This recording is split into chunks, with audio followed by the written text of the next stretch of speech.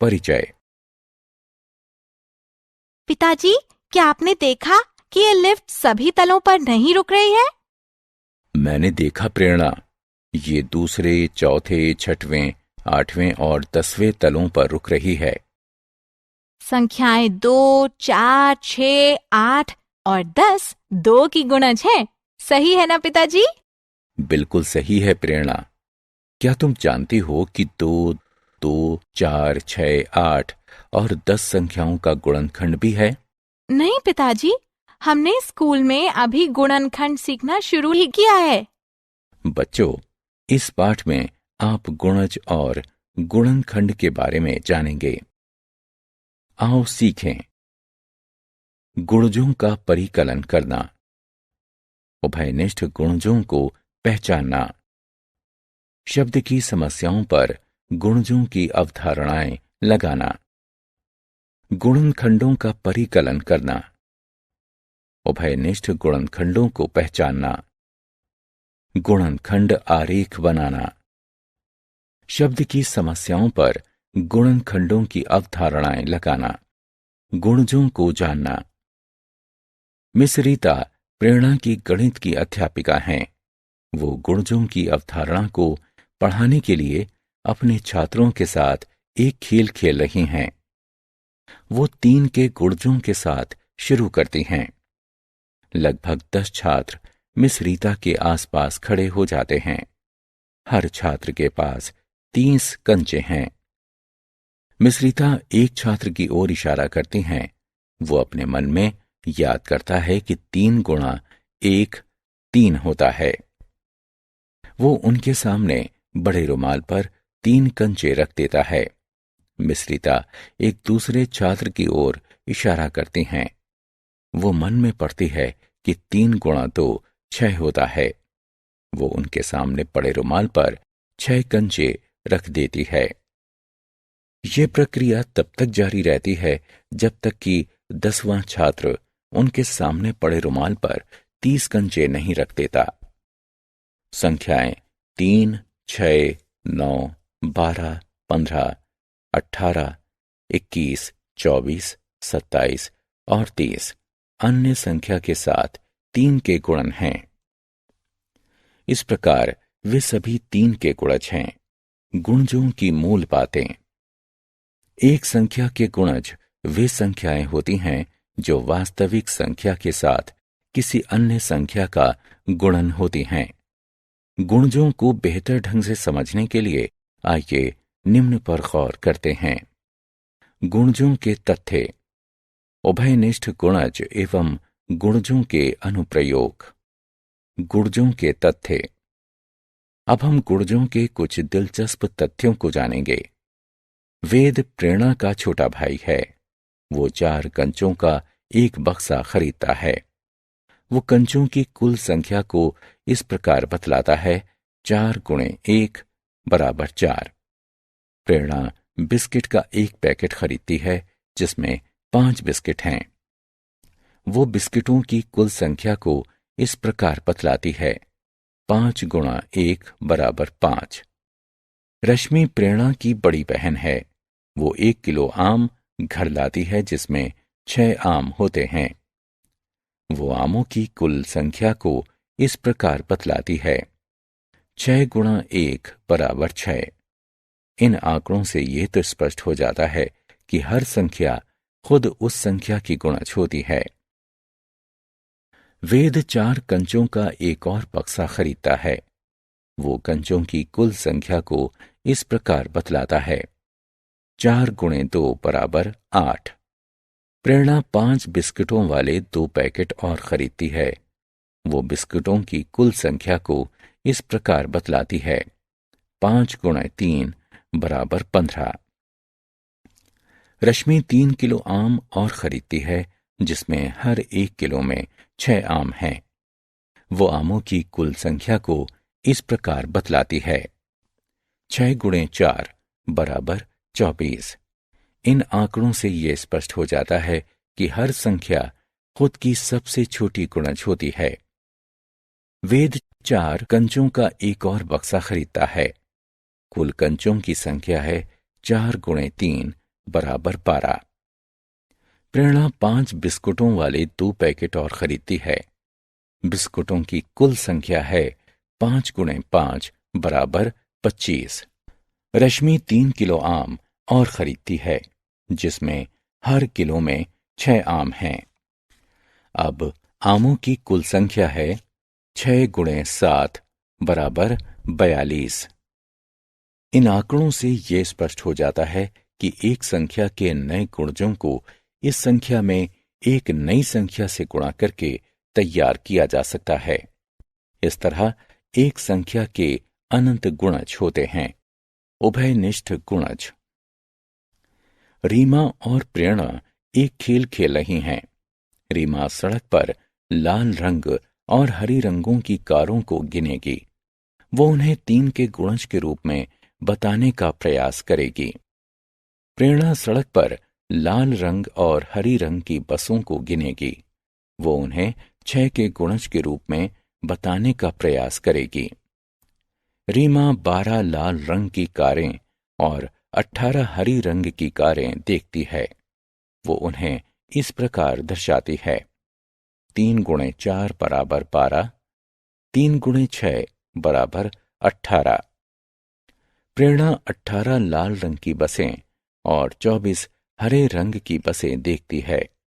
वो उन्हें इस प्रकार दर्शाती है: 6 गुणा 3 बराबर 18, 6 गुणा 4 बराबर 24। 18 3 और 6 दोनों का गुणज है। इस तरह के गुणजों को उभयनिष्ठ गुणजों के रूप में जाना जाता है।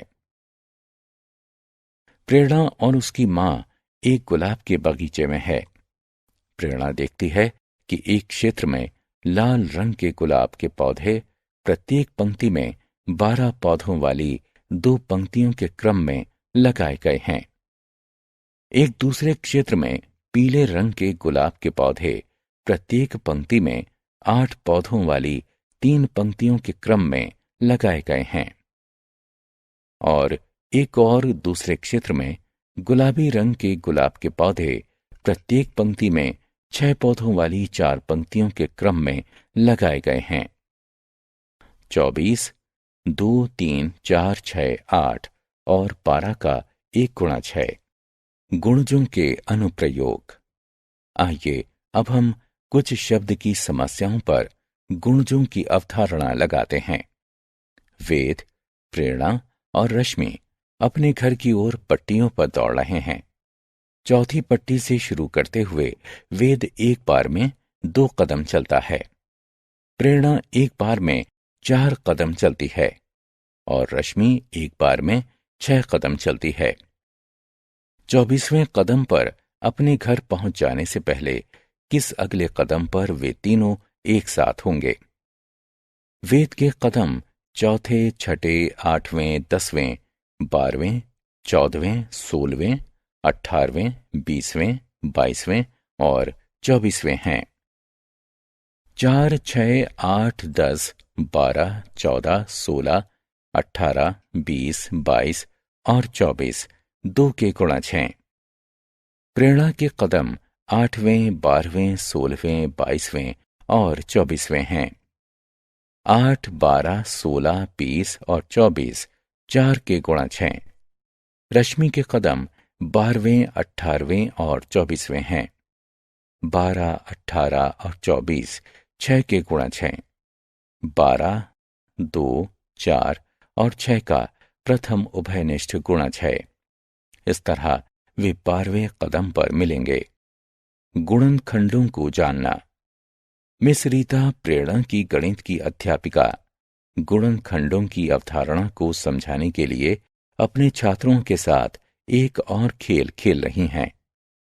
मिस रीता एक छात्र को बुलाती हैं और एक पहाड़ा सोचने के लिए उससे कहती हैं, जिसमें 12 एक गुणन के रूप में दिखाई दे। साथ ही वो उसे उस पहाड़े की संख्या अनुसार रखी हुई बहुत सी पीले रंग की गेंदों को उठाने के लिए कहती हैं। छात्र 2 पीले रंग की गेंदें उठाता है, अर्थात उसने 2 का पहाड़ा सोचा था। वो 4 और छात्रों के साथ इस अभ्यास को दोहराती हैं। जिसके परिणाम स्वरूप 2, 3, 4, 6 और 12 प्राप्त होते हैं। अर्थात 2, 3, 4, 6 और 12 12 के गुणज हैं। गुणनखंडों की मूल बातें। एक संख्या के गुणनखंड वे संख्याएं होती हैं जो वास्तविक संख्या को भाग देने से प्राप्त होती हैं तथा शेष शून्य होता है। गुणनखंडों को बेहतर समझने के लिए आइए देखते हैं गुणनखंडों के तथ्य। उभयनिष्ठ गुणनखंड, गुणनखंड आरेख और गुणनखंडों के अनुप्रयोग। गुणनखंडों के तथ्य। आइए अब हम गुणनखंडों के बारे में कुछ दिलचस्प तथ्यों को देखते हैं। प्रेरणा अपने जन्मदिन पर उसकी मां को 10 लाल गुलाबों का एक गुच्छा देती है। प्रेरणा की मां उन सबको एक फूलों के गुलदस्ते में रख देती है। हम इस व्यवस्था को निम्नानुसार व्यक्त कर सकते हैं। 10 गुणा 1 बराबर 10। प्रेरणा की मां एक अलग व्यवस्था बनाने का प्रयास करती हैं। वो 10 फूलदानों में हर एक में एक गुलाब रखती हैं। हम इस व्यवस्था को निम्नानुसार व्यक्त कर सकते हैं। 1 गुणा 10 बराबर 10। 1 और 10 10 के गुणनखंड हैं।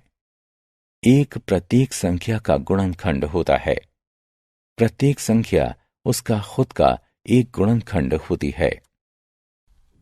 प्रेरणा की मां एक और अलग व्यवस्था बनाने का प्रयास करती है। वो 5 फूलदानों में हर एक में 2 गुलाब रखती है। हम इस व्यवस्था को निम्नानुसार व्यक्त कर सकते हैं। 2 गुणा 5 बराबर 10। प्रेरणा की मां एक और अलग व्यवस्था बनाने का प्रयास करती हैं। वो 2 फूलदानों में हर एक में 5 गुलाब रखती हैं। हम इस व्यवस्था को निम्नानुसार व्यक्त कर सकते हैं। 5 गुणे 2 बराबर 10। 2 और 5 10 के भी गुणनखंड होते हैं।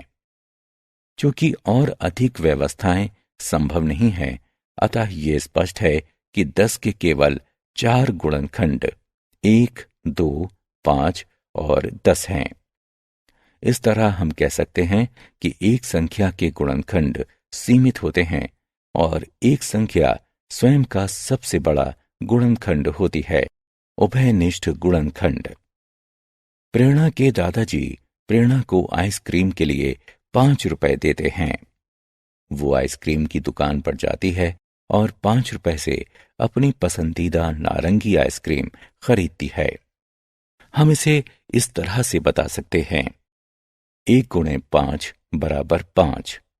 1 हफ्ते के बाद वो प्रेरणा को 10 रुपए देते हैं। इस बार वो 2 नारंगी आइसक्रीम खरीदती है। हम इसे इस तरह से बता सकते हैं। 2 गुणा 5 बराबर 10। अगले हफ्ते वो उसे 15 रुपए देते हैं। वो 3 नारंगी आइसक्रीम खरीदने का निर्णय लेती है। हम इसे इस तरह से बता सकते हैं। 3 गुणा 5 बराबर 15। ये स्पष्ट है कि 5, 5, 10 और 15 का एक गुणनखंड है। इस तरह के गुणनखंड उभयनिष्ठ गुणनखंड के रूप में जाने जाते हैं। गुणनखंड आरेख। आइए अब हम गुणनखंड आरेख की सहायता से 18 के गुणनखंड बताते हैं। 18 को 9 और 2 के गुणनखंडों के रूप में व्यक्त किया जा सकता है। हम 18 से 2 शाखाएं खींचते हैं।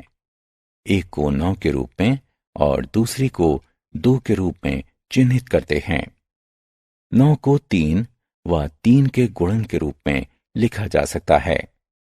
हम 9 में से 2 शाखाएं खींचते हैं। दोनों को 3 के रूप में चिन्हित करते हैं। 3 को केवल 1 गुणा 3 के रूप में लिखा जा सकता है। 2 को केवल 1 गुणा 2 के रूप में लिखा जा सकता है। इसलिए हम इन गुणनखंडों को छोड़ देते हैं। 18 के लिए अब गुणनखंड आरेख तैयार है। हम 18 को 3, 3 और 2 के गुणन के रूप में लिख सकते हैं। 18 को 6 और 3 के गुणन के रूप में भी व्यक्त किया जा सकता है। हम 18 से 2 शाखाएं खींचते हैं, एक को 6 के रूप में और दूसरी को 3 के रूप में चिन्हित करते हैं। 6 को 2 और 3 के गुणन के रूप में लिखा जा सकता है। हम 6 से 2 शाखाएं बनाते हैं, एक को 2 के रूप में और दूसरी को 3 के रूप में चिन्हित करते हैं। गुणनखंड आरेख तैयार है। अब हम 18 को फिर से 2, 3 और 3 के गुणन के रूप में लिख सकते हैं। गुणनखंडों के अनुप्रयोग। आइए अब हम कुछ शब्दों की समस्याओं के लिए अवधारणा लगाते हैं। प्रेरणा के पास एक चार्ट पेपर है जो 4 फीट लंबा और 6 फीट चौड़ा है। उसे चार्ट पेपर पर तस्वीरें चिपकानी हैं। उसके पास हर तस्वीर अलग अलग आयामों की हैं, 2 feet by 2 feet, 3 feet by 3 feet और 2 फीट बाय 5 फीट। उन्हें काटकर छोटी किए बिना वो चार्ट पेपर पर किस आकार की तस्वीरें चिपका सकती है। आइए हम जांच करते हैं कि तस्वीरों के आयाम चार्ट पेपर के आयामों के गुणनखंड हैं अथवा नहीं।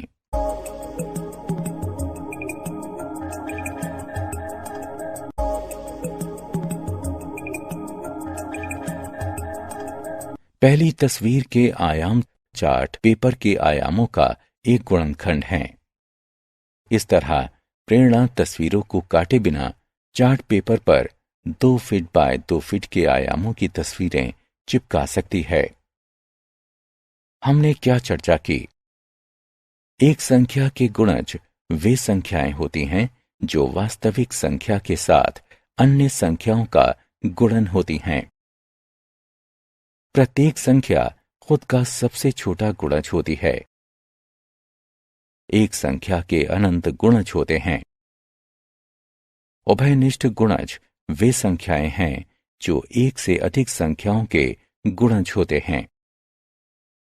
एक संख्या के गुणनखंड वे संख्याएं होती हैं जो वास्तविक संख्या को भाग देने से प्राप्त होती हैं तथा शेष 0 होता है।